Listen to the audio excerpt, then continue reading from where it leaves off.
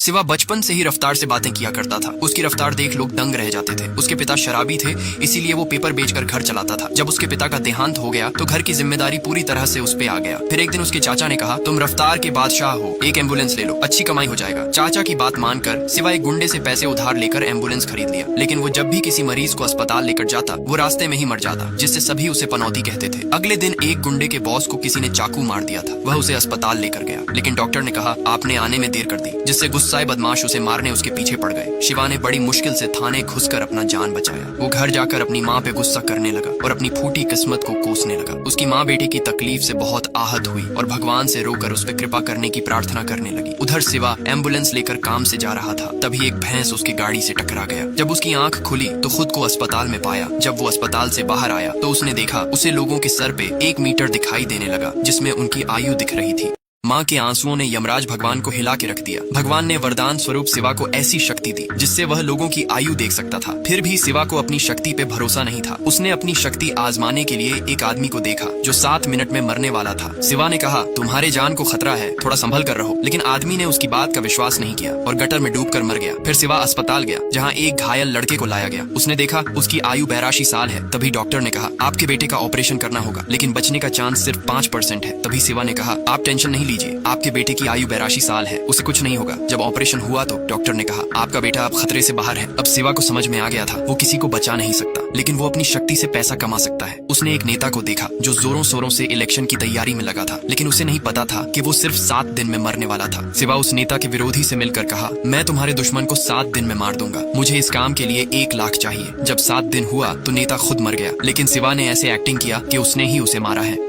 पुलवा राज्य का हर बच्चा युद्ध कला में निपुण था, क्योंकि सदियों से इनकी जंग एक क्रूर राजा से थी जो इनके राज्य पर आक्रमण कर यहाँ के लोगों को अपना गुलाम बना लेता था। उस राज्य के पास विशाल सेना थी, जिसके कारण उसे हरा पाना असंभव था। एक दिन बाला ने माँ के चरण छूकर कहा, मुझे तिरुमति देवी ने दर्शन दिया और मुझे उस दुष्ट राजा को मारने का आदेश मिला। बाला सभी बड़ों का आशीर्वाद लेकर दुष्ट राजा के राज्य की तरफ निकल पड़ा, लेकिन तभी पता चला कि दुष्ट राजा का खास व्यापारी का किसी ने हत्या कर दी है, जिसके जाँच के लिए चेन्नूर, जो दुष्ट राजा का खास जासूस था, उसे हत्या स्थल भेजा गया। जब चेन्नूर ने हत्या की जांच प्रारंभ किया तो पता चला कि उन्नी माया के नर्तकियों ने इस काम को अंजाम दिया है। जब चेन्नूर ने पूछताछ किया तो एक नर्तकी ने बताया उसके हाथ कुछ रत्न लगे थे। वो उस रत्न को उस विदेशी व्यापारी को बेचना चाहती थी, लेकिन व्यापारी ने उसे धोखा दिया। वो बिना पैसे दिए उस रत्न को हड़पना चाहता था, इसीलिए लाचार वश उसने व्यापारी को मार दिया। लेकिन चेन्नूर बहुत चालाक था, उसने उसकी बात में जरा भी विश्वास नहीं किया। फिर पता चला कि व्यापारी को उन्नी माया ने अपनी हुस्न के जाल में फंसा रखा था। वो उसे लूट कर उसका धन लूटना चाहती थी।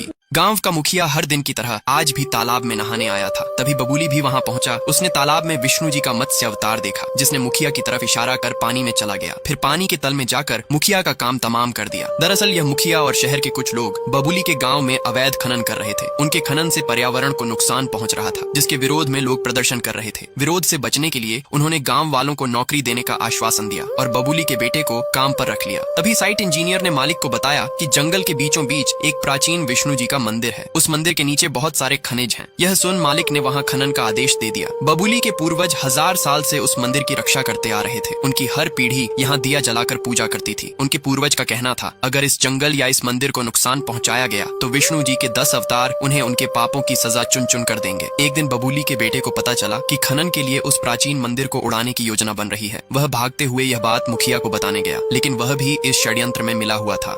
नाग चंपा का फूल लेकर 2 नागिन गांव से गुजर रही थी। जब लोगों का नजर उस पे पड़ा तो वे उसे लाठी लेकर मारने दौड़े। नागिन भागते हुए वन देवी के मंदिर में चली गई, जहां गांव वालों का जाना सख्त मना था, इसीलिए वो लोग वहीं से लौट गए। नागिन चंपा के फूल को देवी के चरणों में अर्पित कर दी, जिसे देख पुजारी उन नागिन को गांव वालों से बचाने के लिए अपने घर में रहने का निवेदन किया। दरअसल ये नागिन एक इच्छाधारी नागिन थी, जो पुजारी के घर में पार्वती बनकर रहने लगी। पार्वती गाँव के बीमार लोगों को अपनी आयुर्वेद की ज्ञान से इलाज करने लगी। एक दिन एक नर्स दौड़ते हुए पार्वती के पास आई और कहा, अस्पताल में एक महिला चेचक की बीमारी से जिंदगी मौत के बीच झूल रही है। ये बात सुनते ही पार्वती उसे देखने अस्पताल गई। उसने तुरंत उसे उठाकर जंगल की ओर चल पड़ी। वो अपनी वन देवी के मंदिर में उस महिला को ले आई, फिर उठाकर उसे देवी के चरणों में सुला दिया। पार्वती ने देवी की पूजा कर उन पे दूध से अभिषेक की। जब इसके बाद भी महिला ठीक नहीं हुई तो वह जमीन पर लेटकर देवी की परिक्रमा करने लगी। उसी दौरान वो अपनी वास्तविक रूप नागिन में आ गई। उसकी कठोर तपस्या से प्रसन्न होकर देवी ने महिला की बीमारी खुद पे ले ली और महिला को ठीक कर दिया।